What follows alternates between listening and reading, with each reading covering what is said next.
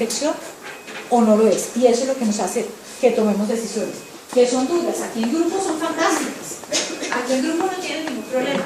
Hace 2 grupos con ustedes, hace 2 grupos de pediatría, no fue el pasado sino el anterior. Había un caso en el hospital de Zipa, que el grupo de pediatría que estaba rotando en el hospital de Zipa decidió presentarlo. Y bueno, era un niño tuvo todas las cosas que ustedes se imaginen. Y cuando nació, realmente a la señora empezaron desde que la señora le hicieron una cesárea, porque pensando en que el niño era no viable, o sea, le hicieron la cesárea para que el niño falleciera, el niño sobrevivió ahí, o sea, pensaban que el niño lo sacaban y se moría, tenía toda serie de malformaciones, etcétera, etcétera, tuvo toda serie de patologías gigantes y empezó a hacer una hidrocefalia que no podían ya, le hicieron varias derivaciones, se tapaban, no sé qué. Este niño era un niño con todo tipo de retrasos, en fin. La discusión al final, para decirles todo este proceso, o sea, el niño había pasado por el hospital donde nació, luego la Misericordia, luego el hospital de Zipa, ya el neuro dijo no lo vamos a derivar más. El niño empezó a hacer su hipertensión endocraniana. Y la discusión, después de una clase similar a esta, los estudiantes de pediatría tenían esta discusión en pediatría, no era discusión en cuidado paliativo, sino en los espacios de pediatría, con las pediatras y con el pediatra de Zipa. Y me invitaron. Y entonces yo fui. Y ya habíamos tenido esta clase. Y entonces yo me senté y presentaban todo el caso. Y en un momento alguien, después uno de ustedes, porque empezaba en pediatría a decir que había que nutrirlo, que no sé qué, dice señor, doctora, ¿y para qué lo vamos a nutrir? Y ahí sí se armó la debate. Fue buenísimo. Porque claro, no, hay que nutrirlo, porque hay que nutrirlo, y hay que nutrirlo. Y entonces yo calladita y atrás, porque yo, bueno, y ustedes mismos le decían, doctora, pero si ya la presión intracraneal está tan alta, no lo van a derivar. Tenemos todo el riesgo de que empiece a vomitar, o sea, porque si tenemos aumento de presión intracraneal vamos a vomitar, si lo estamos poniendo una sondita y dándole comida se va a broncoaspirar, porque en ese caso se iba a broncoaspirar el muchacho, el niño, porque obviamente iba a empezar a vomitar por la presión intracraneana y fuera de eso le íbamos a tener comida en el estómago. Entonces fue una discusión súper interesante, y fue súper interesante porque fueron ustedes los que plantearon la posibilidad de no nutrir, y fueron ustedes, a pesar de que había unos que decían que sí o que no, pero fueron ustedes los que llegaron a la parte fisiológica de ese niño tiene hipertensión endocraniana, ese niño tenía un pésimo pronóstico, o sea, ya ese niño iba a vomitar. Si lo nutríamos, fuera de que no le mejoraba su calidad ni cantidad de vida, nos iba a broncoaspirar. Y empezaron ustedes mismos a dar argumentos fundamentados en que podíamos llegar a nutrirse algo. Al final, la doctora Tarazona y toda esa cantidad de cosas, no estaba muy convencida del asunto y todo esto, pues ustedes no se imaginan la satisfacción tan enorme. Yo allá sentada atrás y decía, porque yo decía, no importa la decisión que tomen, pero están pensando en que hay otras opciones y las argumentan, que eso es lo importante. Y cada caso es diferente, y habrá casos en los que sí hay que nutrir, sí, siempre, pero hay otros en los que pronto podemos pensar que no. Y ese es el objetivo de esta clase, que ustedes tengan esa posibilidad, dependiendo de su paciente, lo mejor para su paciente, lo mejor para su familia, y individualicen el caso. Esta no es la mejor opción. ¿Ok? Piensen en un familiar de ustedes. Piensen en una persona que sea cercana a ustedes. Yo tengo una tía que yo no sé si ya les he contado muchas veces o no les he contado muchas veces, con un Alzheimer, un GD7, hizo una broncoaspiración. Entonces la llevaron a una de las clínicas aquí en Bogotá. ¿Qué va a decir el neumólogo que la ve? Que hay que ponerle una gastrostomía. Eso tiene que decir el neumólogo, porque si no se va a seguir broncoaspirando y va a seguir haciendo neumonías a repetición. Entonces, antes de que llegaran, yo llamé a mi prima y le dije, mire, le van a proponer una gastrostomía. El neumólogo se lo tiene que proponer, porque si usted es neumólogo y sabe que el paciente se sigue broncoaspirando, el neumólogo le tiene que proponer. Pero alguien que trabaje con demencia es la que tiene que saber cuál es la evolución de esa demencia, llámese el geriatra, el psiquiatra o el paliativista, y decir un momentico, pensemos, pero el neumólogo lo tiene que proponer. ¿Ok? Piense que usted sea neumólogo, si le llega a un paciente que se broncoaspire, pues usted le van a decir, no, hay que alimentarlo por otro lado. Le dije, le van a proponer gastrostomía. Este es el panorama si le proponen gastrostomía. Ella ya era GD7, acostada todo el tiempo en cama, cero contacto con nadie, llevaba ya una cantidad de tiempo. Le dije, esta es la enfermedad está diciendo, ya vamos a parar. Pero los médicos vamos a decir que sigamos. Entonces le dije, usted puede decir que no quiere que le hagan la gastrostomía. Usted está en su derecho de decir que no. Esta tía mía tiene esta prima con la que hablé y un primo que obviamente es el hermano de la prima, bueno, obviamente podría no ser el hermano de la prima, pero es el hermano de la prima, que es el que da la plata para que la cuide, pero no aparece nunca. Esta prima es la que la tiene en la casa, la baña, la limpia, ¿ok? El otro es el que da la plata, pero no aparece nunca. Apareció en la clínica. Y cuando ella dijo que no gastrostomía, dijo, a mi mamá se le hace todo. Todo. Tenemos gastrostomía hace 5 años. Hace 5 años, después de ese episodio, acostada en la cama, cero contacto, cero nada. ¿No tiene gastrostomía? Todas las enfermeras, la otra,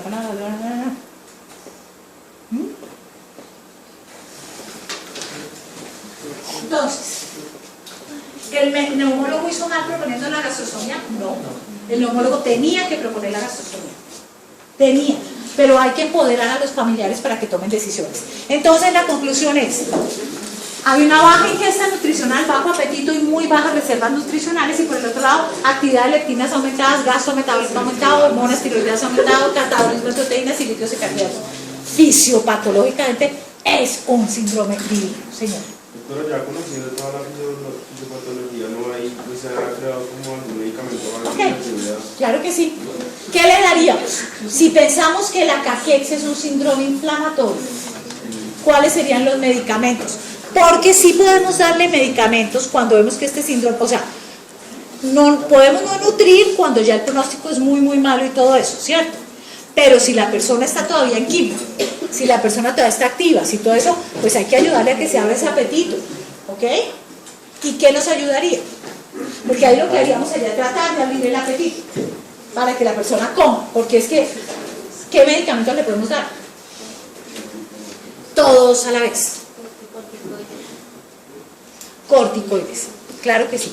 Corticoides es una de las cosas que le podemos dar. ¿Listo? ¿Qué más? No la naraides, ¿no? ¿De acuerdo? Esta sería una contraindicación para los ángeles. ¿Listo? Ok. Pero claro que sí, miren. Entonces, descartar pérdida del gusto por la quimio, que no coman por la quimio, la mucositis y toda la infección gastrointestinal, obstrucciones, etc. Medidas terapeutas, glucocorticoides, muy bien. Los glucocorticoides nos funcionan muy bien en estos casos, ¿ok? Entonces le podemos dar dexa o prednisona. Se le pueden dar progestágenos, que tienen un mecanismo de acción similar. Se llama acetato de megestrol, se llama Megase. Y usted le pueden dar de Megase hasta 1600 miligramos día. Generalmente le damos inicialmente Megase antes de corticoides, porque son pacientes que usualmente están en quimio, radio y todo eso, entonces no les podemos estar dando en ese momento corticoides. El medicamento de elección se llama Megase.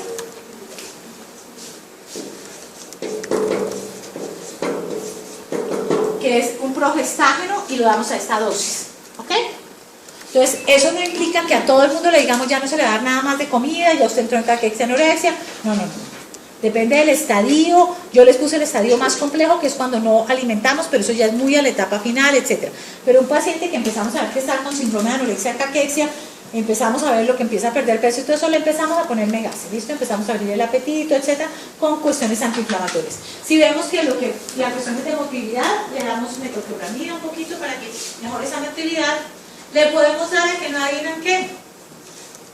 Y por eso la parte inicial, el dronabinol es un derivado de los cannabinoides. Por eso la parte inicial de la charla, las cosas no es que estén desligadas, sino todo tiene una razón de ser. Voy a explicarles por qué nos íbamos con esa, porque es una de las indicaciones. El dronabinol está aprobado por FDA para anorexia, caquexia en VIH. ¿Ok? En VIH. La única indicación es en VIH, no está aprobada para anorexia, caquexia en cáncer. Pero está aprobado en este momento por FDA y EMEA para anorexia, caquexia en VIH, ¿ok? No se han hecho suficiente. Acuérdense que para probar, ok, la teoría y es que no hay tantos estudios, es muy difícil hacer estudios en moléculas que están prohibidas. Los cannabinoides están en la lista 1 de prohibición total de los medicamentos narcóticos. Por lo tanto, no hay permisos para hacer estudios en este tipo de medicamentos. Por lo tanto, no hay evidencia para que los aprueben. ¿Ok? Entonces, no es que yo esté induciéndolos a nada, pero es que va a ser una discusión muy, muy grande que se va a tener el país en poco tiempo. Cuando aparezca el primer frasco de Sativex en el mercado, en cualquier droguería, no en cualquier droguería, posiblemente en droguerías específicas como los opioides, la gente les va a preguntar, ¿y esto cómo funciona? ¿Y esto a quién se lo doy? ¿Y esto cuánto le doy? Y ustedes son médicos, entonces tienen que saber. Lo otro ya está todo en los libros, por eso es que no hay problema. En la farmacología encuentran los opioides, los anticonvulsivantes, los antibióticos, los antieméticos, todo. O no encuentran los cannabinoides y les van a empezar a preguntar. Entonces, por eso es. Entonces, las medidas no farmacológicas, está aprobado el Donavenol para anorexia en HIV. La melatonina y la talidomida, miren que la talidomida es un antiinflamatorio fantástico. Obviamente no se puede utilizar por toda la focomelia que ustedes ya saben que ocurrió, pero nosotros íbamos a hacer con el MD Anderson de Houston un trabajo de talidomida en pacientes terminales que obviamente ya no estaban con expectativas de reproducción ni nada por el estilo, pero al fin pues se abortó el tema. A nivel de laboratorio tiene muy buenos efectos antiinflamatorios. Lo que pasa es que el uso clínico pues no va a ser bueno sabiendo toda la posibilidad de focomelia, etc. Pero estas son opciones, ya que tú preguntabas y esa es la idea. Listo, si tienen todo eso, entonces ¿qué hacemos? Entonces podemos, lo primero que hacemos es el Megasi. Lo primero que le colocamos a alguien es el Megasi. Después estaríamos pensando en ponerle corticoides, si no hay ninguna contraindicación, para que tengamos todo eso. Entonces, si a mí me dicen, después de que salgo de esta clase hoy, ¿por qué le doy corticoide a una anorexia caquexia? Pues espero que ustedes ya entiendan por qué le podemos dar corticoide a una anorexia caquexia. Y eso es lo interesante, o sea, cuál es el origen y por qué.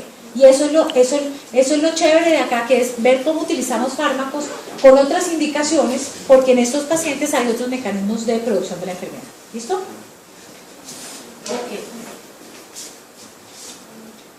Esto ya.